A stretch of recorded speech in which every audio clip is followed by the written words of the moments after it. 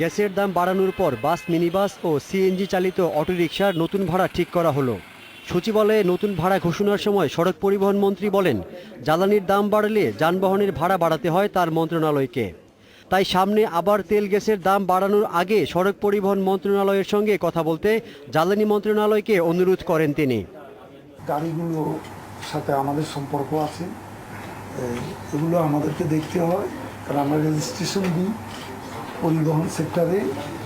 তো এটা আমাদের সাথে একটু আলাপ করলে ভালো। মিনিবাস ও বাসের সর্বনিম্ন ভাড়া যথাক্রমে ৫ ও ৭ টাকা অপরিবর্তিত থাকছে। মিনিবাসের ভাড়া প্রতি কিলোমিটার ১ টাকা ৫০ পয়সা থেকে বাড়িয়ে ১ টাকা ৬০ পয়সা এবং বাসের ভাড়া ১ টাকা ৬০ পয়সা থেকে বাড়িয়ে ১ টাকা ৭০ পয়সা করা হয়েছে।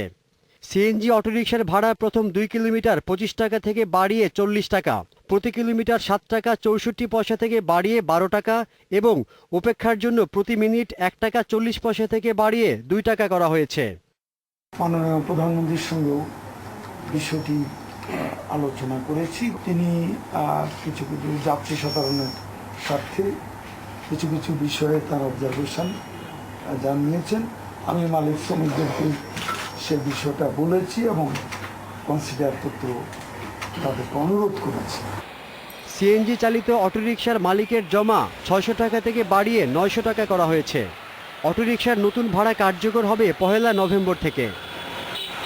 Obaidur Rahman, independent news, Dhaka.